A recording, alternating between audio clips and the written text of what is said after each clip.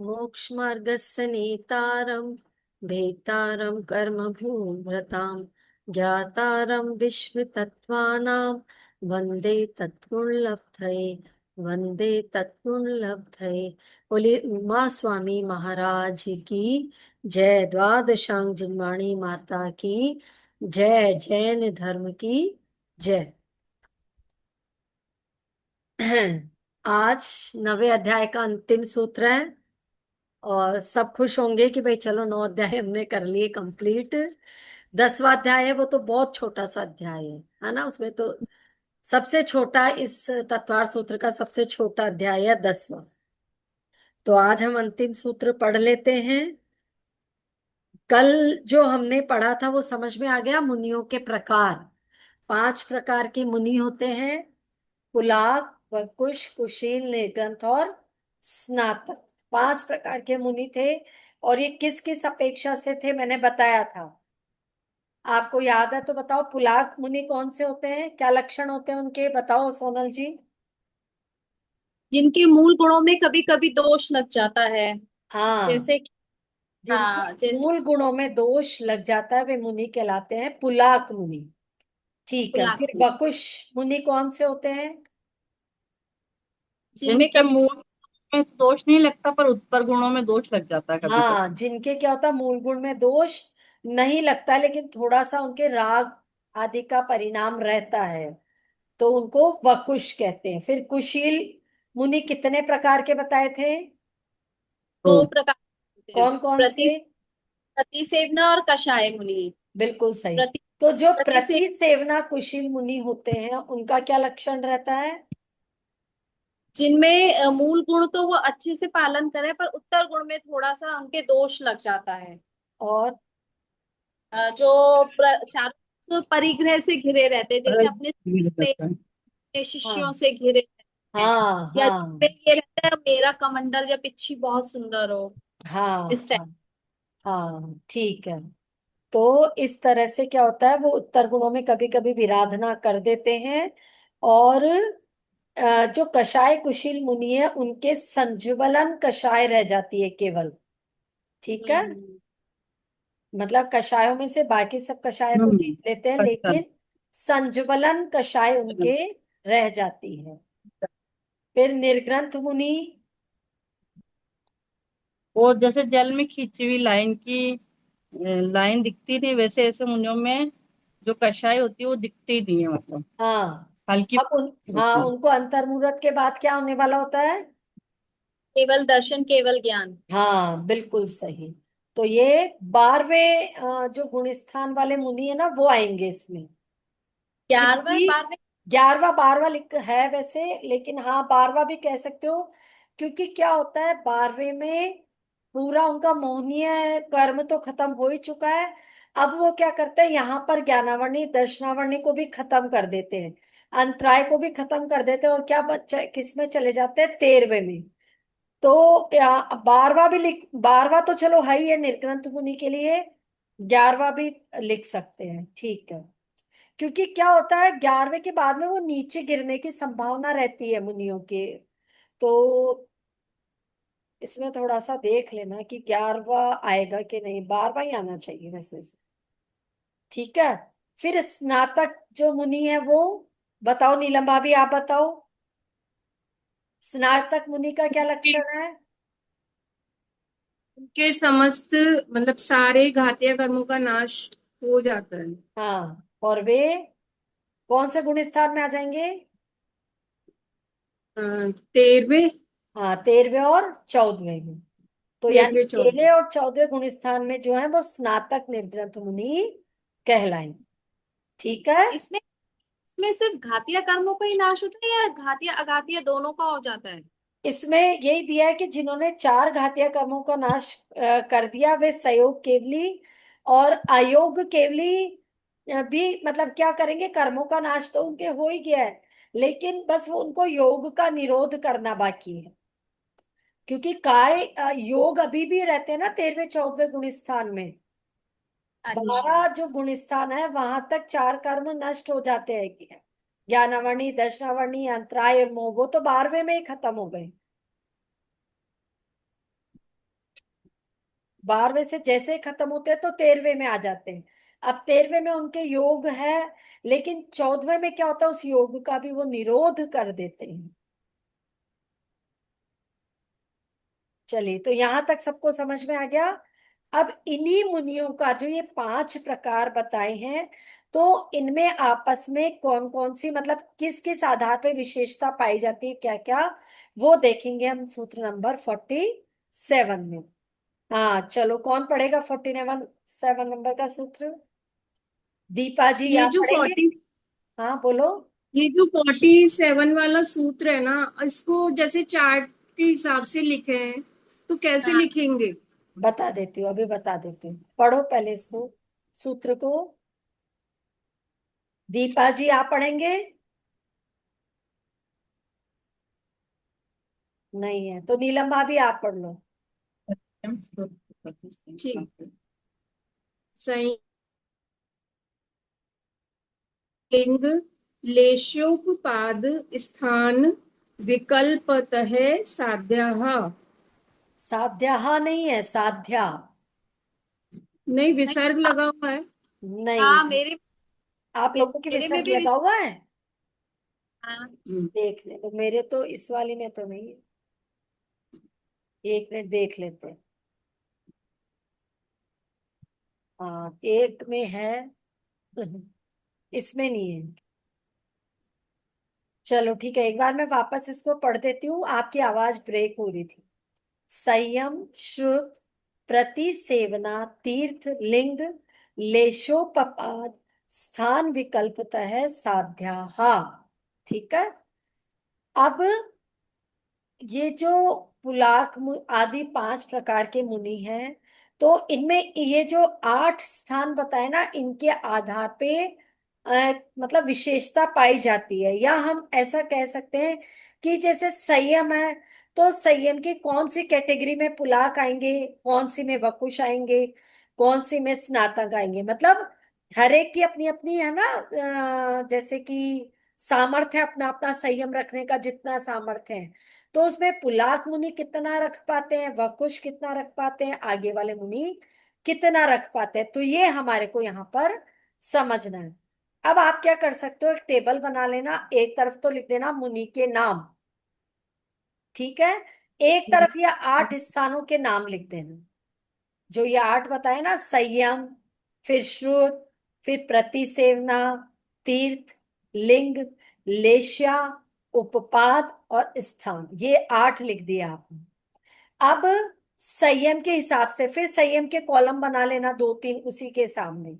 तो जब संयम है, तो संयम की अपेक्षा से कल हमने पढ़ा था कि जो पुलाक, वकुश और प्रतिसेवना कुशील वाले जो 3 मुनि आ गए इसमें, ये तीनों मुनि क्या करते हैं, सामायिक और छेदोपस्थापना वाला संयम ही रख पाते हैं। तो संयम के सामने हमने क्या लिख दिया कि सामायिक छेदोपस्थापना में कौन कौन से मुनि आ पाएंगे, पुलाक, वकुश और प्रतिसेवना वाले मुनि। फिर उसके आगे सामायिक छेदोपस्थापना, परिहार, विशुद्धि और सूक्ष्म सांपराय, ये चारों प्रकार का संयम रख पाते हैं कषाय कुशील मुनि।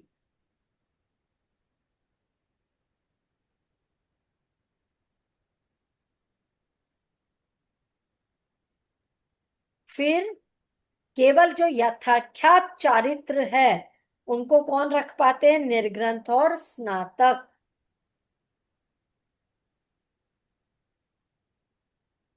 तो संयम के सामने 3, मतलब एक ही कॉलम में 3 चीजें आ गई संयम के आधार पर।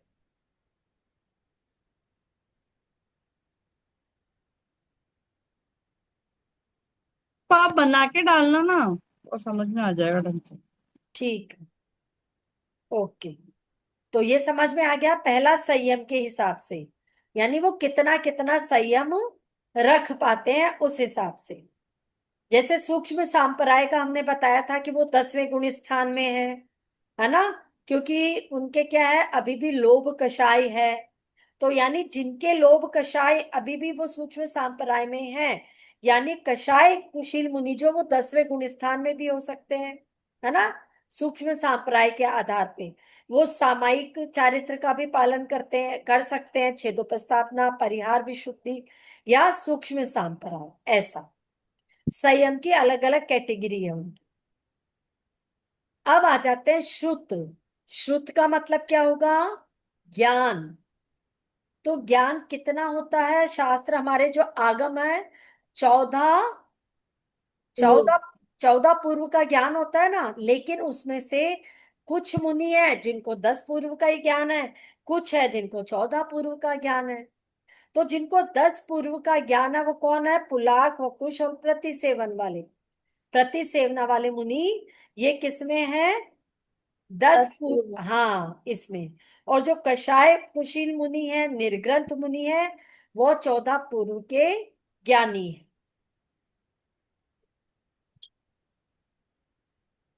ठीक है। और जो स्नातक है, जो स्नातक मुनि है, तो वो कैसे होंगे?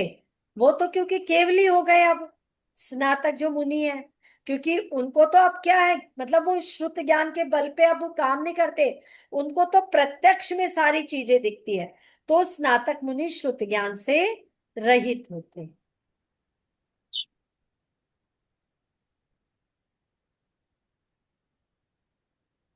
अब आ जाते हैं प्रतिसेवना, तीसरा पॉइंट। प्रतिसेवना के आधार पे किसमें क्या क्या विशेषता पाई जाती है? प्रतिसेवना का मैंने कल मीनिंग बताया था, क्या बताया था? चांदनी बताओ।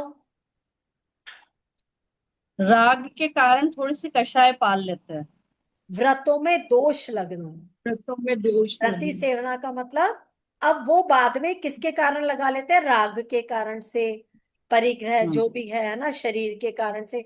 तो प्रतिसेवना का मतलब हो गया व्रतों में दोष लगे। लगाना। एक,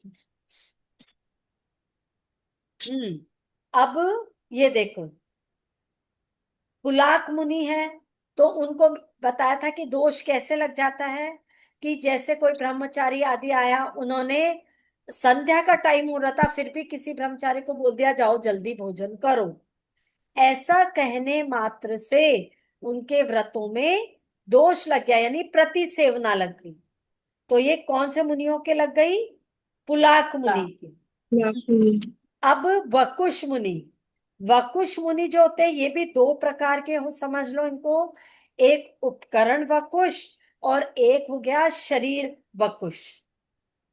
वकुश मुनि भी दो तरह के, उपकरण और शरीर, यानी जिनको उपकरणों के कारण राग हो रहा है, जो उसके कारण से अपने व्रतों में दोष लगा रहे हैं, तो वो वकुश मुनि कहलाएंगे।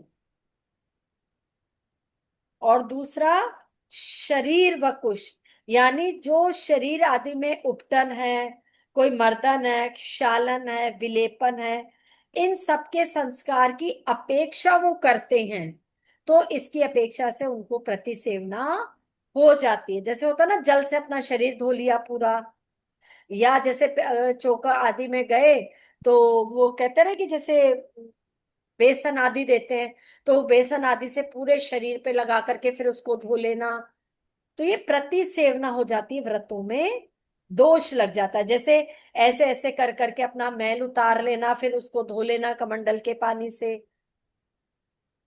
समझ गए ना इस चीज को? तो ये हम्म। शरीर के कारण जो जो ऐसी प्रतिसेवना लगा रहे हैं, वो शरीर वकुश हो गए। ये मूल गुणों में तो कोई दोष नहीं लगा रहे हैं, लेकिन ये उत्तर गुणों की विरोध विराधना करने के कारण होता है। और जो कषाय कुशील मुनि है, निर्ग्रंथ है, स्नातक है, इनमें प्रतिसेवना नहीं होती, यानी ये दोष नहीं लगाते, इनमें किसी भी प्रकार का कोई दोष नहीं लगता।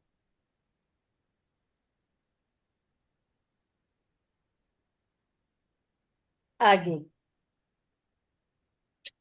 तीर्थ की फिर है तीर्थ, अगला पॉइंट आ गया तीर्थ। यानी तीर्थ की अपेक्षा से देखा जाए तो सभी मुनि जो है, चाहे ये जितने भी प्रकार के मुनि है, किसी न किसी तीर्थंकर के काल में ये होते ही है, किसी न किसी तीर्थंकर का शासन काल होता ही है। तो ये हम क्या बोलेंगे यहाँ पे, कि ये सब जो निर्ग्रंथ मुनि है, ये ये सब तीर्थंकरों के तीर्थ में होते हैं।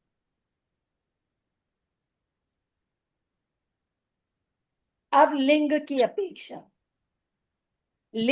दो प्रकार के होते हैं, एक द्रव्य लिंग और एक भावलिंग। भावलिंग का मतलब होता है कि भाई वो जो अपने मन से, अंतरंग से उन्होंने सारे प्रकार के परिग्रहों को छोड़ दिया, महाव्रतों को अपना लिया, वो क्या बोलते हैं ये, समिति गुप्ती आदि का पालन कर रहे हैं। तो ऐसे जो मुनि है, ऐसे सभी के भाव है, तभी उन्होंने छोड़ा ना ये सारा, तभी महाव्रत धारण किए, तभी कपड़ों का त्याग किया।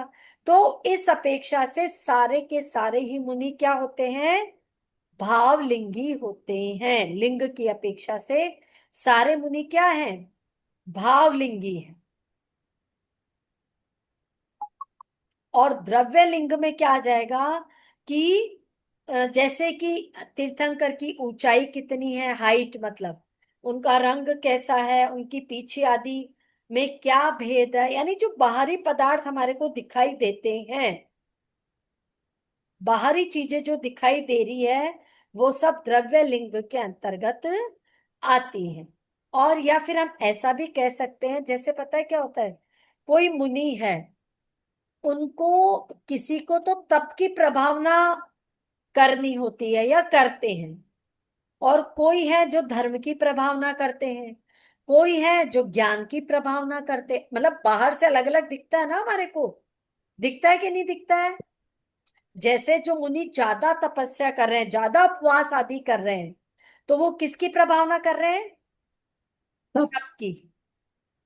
जो स्वाध्याय आदि पे जोर दे रहे हैं, जो स्वयं पढ़ते रहते हैं, पढ़ाते रहते हैं, खाली नहीं बैठते बिल्कुल भी, हर समय कुछ लिखते रहते हैं, लिखवाते रहते हैं, तो यानी वो किसकी प्रभावना कर रहे हैं, श्रुत की, ज्ञान की प्रभावना कर रहे हैं। तो हम ये कह सकते हैं कि बाह्य ये जो द्रव्य हमारे को दिखाई दे रहे हैं ना, कि ये उनको हम उस हिसाब से मतलब वो ही द्रव्यलिंगी मुनि उनको कह सकते हैं। यानी संयम की प्रभावना करने वाले संयम द्रव्यलिंगी मुनि हो गए, तप की प्रभावना करने वाले तप द्रव्यलिंगी मुनि हो गए, ज्ञान की प्रभावना करने वाले ज्ञान द्रव्यलिंगी मुनि हो गए।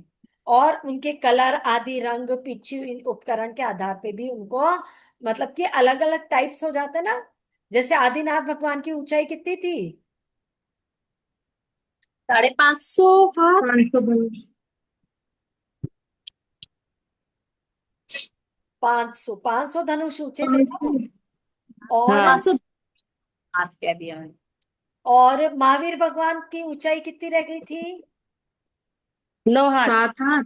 7 हाथ, 7 हाथ रह गई, 9 हाथ थी उनकी पार्श्वनाथ भगवान की। तो अच्छा 7 हाथ। अब ऊंचाई के आधार पे भी उनके मतलब बाहर से देखने में जो फर्क आ रहा है, वो मतलब द्रव्य लिंग कहलाता है। ठीक है, ये सिर्फ समझने वाली बात है, ये तो लिंग की अपेक्षा से। ठीक है, चलिए अब आते हैं लेशा पे, इसको थोड़ा सा समझ लो। लेशा, लेशा का मतलब होता है अ, अंदर चलने वाले जो हमारे परिणाम होते हैं ना, वो लेशा कहलाते हैं। 6 प्रकार की लेशा हम पढ़ करके आए थे, पीत पद्म शुक्ल लेशा और कृष्ण नील कापोत। 6 प्रकार की लेशा होती है, 3 बहुत अच्छी होती है और 3 होती अशुभ होती। अशुभ लेशा होती है। 3 शुभ होती है, 3 अशुभ लेशा होती है।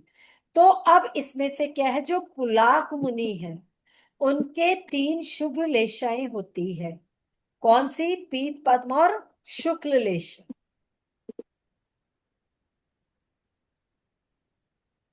लेकिन जो वकुश है और प्रतिसेवना कुशील मुनि है, इनके 6 लेशाएं पाई जाती है। और ना, ये लिखवा तो थोड़ा बोल बोल के हाँ हमको। लिख लो लिख लो।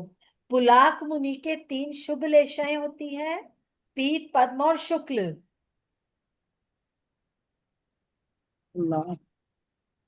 और जो वकुश मुनि है और प्रतिसेवना कुशील मुनि है, इन दोनों के, बुलाक मुनि के कितना बताया था, 6 लिखा। नहीं नहीं, पुलाक के तीन तो तीन तीन 3।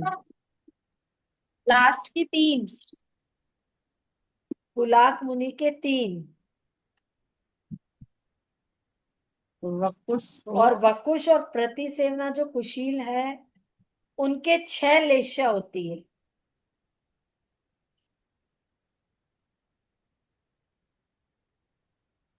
और फिर कषाय कुशील और जो कषाय कुशील मुनि है उनके 4 लेशा होती है। कौन सी? उनके होती है पीत, पद्म और शुक्ल तो है ही है, नील भी होती है उनके, कषाय कुशील मुनि के नील लेशा भी होती है। और जो निर्ग्रंथ और स्नातक बचे उनके मात्र एक शुक्ल लेशा होती है।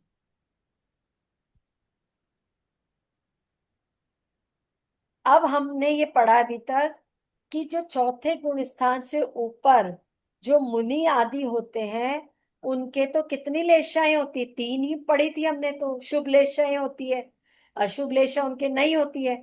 तो फिर यहाँ पे कैसे बोल दिया कि उनके 6 लेशाएं होती है, वकुश मुनि के और प्रतिसेवना कुशील मुनि के, उनके 6 लेशा कैसे हो गई फिर?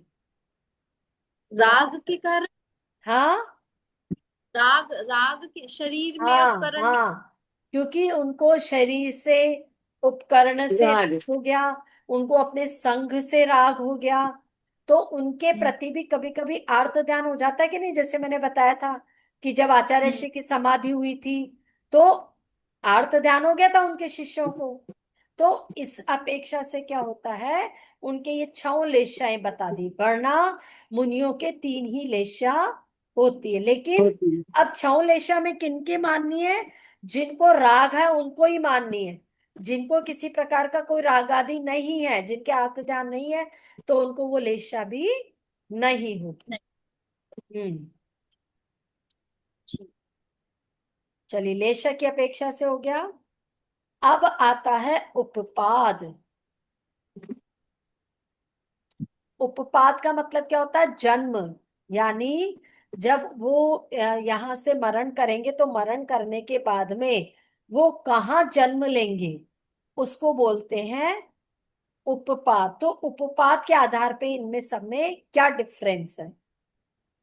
तो ये देखो, जो पुलाक मुनि है, अगर उत्कृष्ट रूप से देखें तो ये 18 सागर की स्थिति वाले देव बनते हैं। उत्कृष्ट, उत्कृष्ट रूप से 18 सागर आयु अभी नहीं वाले छह देव बजे बनेंगे। ना, तो कौन? पड़ेगा। तो पहले बहुत टाइम है, शाम को 6 बजे पार्टी है। ठीक है। और अगर जघन्य देखा जाए इनका, तो ये 2 सागर तक के देव भी बन सकते हैं।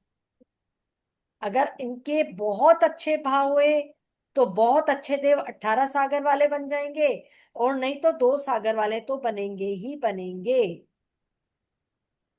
ठीक है। जब हमने पढ़ा ना 12वें गुण स्थान तक है मुनि, 13वें 14वें वाले तो भगवान ही बनेंगे, वो तो फिक्स ही है। लेकिन 12वें गुण स्थान तक आकर के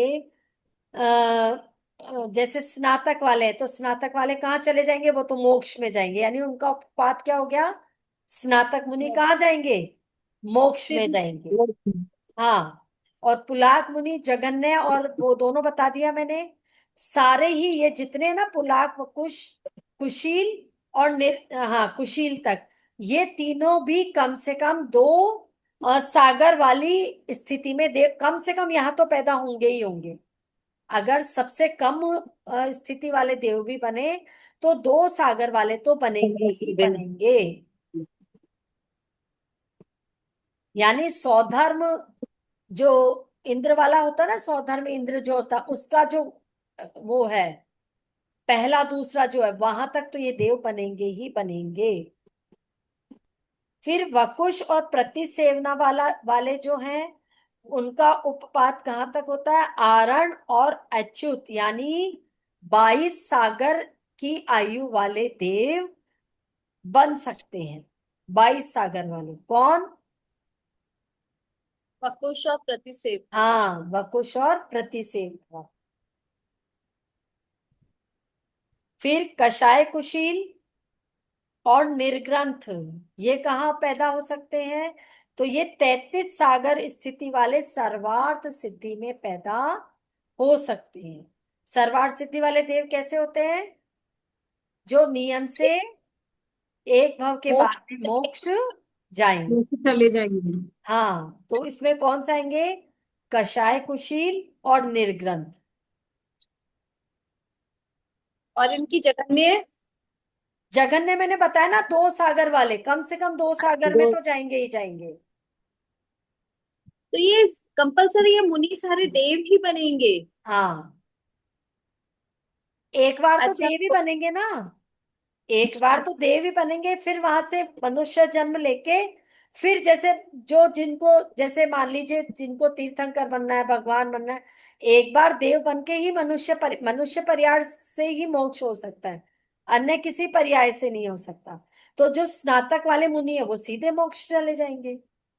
नहीं तो ये जितने पंचम काल के आज के ये मुनि हैं, ये सारे पक्का है देव बनेंगे, कहीं और किसी गति पे नहीं जाएंगे? नहीं नहीं, जा सकते हैं। जा वो सकते हैं ना? हाँ, इनके परिणामों पे डिपेंड करता है। भाव भावों का ही खेल है सारा। जब अभी देखो, ये अपना जब हो जाएगा ना, मैं आपको गुण स्थान पढ़ाऊंगी। बहुत अच्छा टॉपिक हाँ। है वैसे तो, बहुत अच्छा रहता अगर हम पहले ही पढ़ लेते तो, ताकि आपको ये सारी चीजें और भी बहुत अच्छे से समझ में आ जाती है। ये जो बार बार में हम बोलते हैं 10वें गुण स्थान, कभी 11 कभी 12, तो इसको जब पढ़ लोगे ना तब आपको बहुत अच्छे से समझ में आएगा कि 11वें गुण गुलिस्तान। स्थान से जाकर के भी मुनि क्या होता है। जैसे पहले नीचे उन्होंने कर्मों को दबा दिया था, लेकिन वो वापस जब उदय में आ गए तो वो नीचे गिर जाते, उनका गिर गुण सकते स्थान हैं। नीचे गिर जाता है। तो भावों का ही खेल है सारा, है ना। ना, गुलिस्तान का मतलब उतार चढ़ाव। अब भावों के आधार पे हाँ, आप, मोह, हाँ, हाँ, मोह योग उत्थान के। और पतन होना भाव के आधार हाँ। पे। और भाव हाँ, का मतलब होता है मोह और योग, योग, उनके मोह कारण, योग। योग के कारण। चलो अब लास्ट बचा है स्थान। स्थान का मतलब यहाँ संयम स्थान है, जैसे ना संयम स्थान कितने होते हैं? असंख्यात संयम स्थान होते हैं।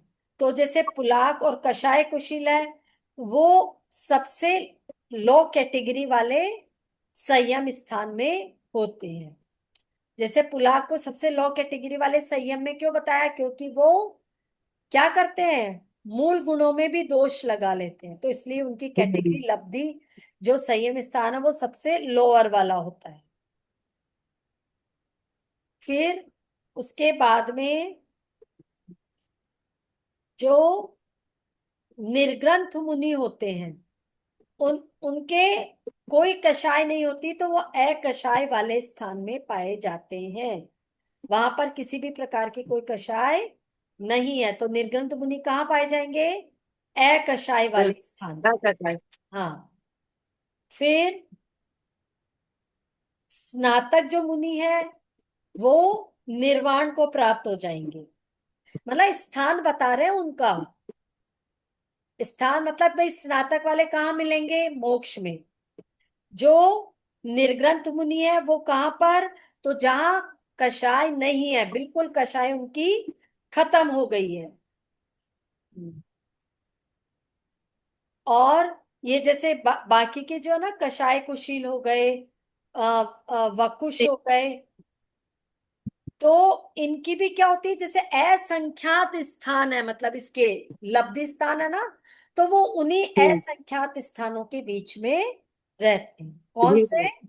जो बीच वाले हैं, वकुश हो गए, प्रतिसेवना हो गए, वो, तो वो उन असंख्यात जो संयम स्थान है वहां पर रहते हैं।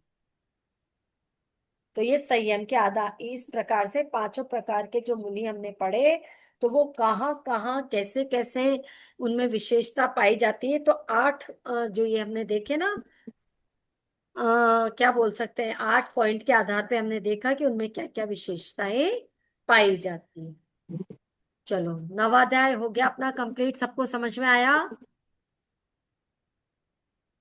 रिवाइज करने की बहुत सख्त जरूरत है। हाँ, क्योंकि आपने एक्चुअली ना अटेंड भी कम किया ना। हाँ, उसके अलावा एक गैप बहुत ज्यादा हो गया ना, तो थोड़ा दिमाग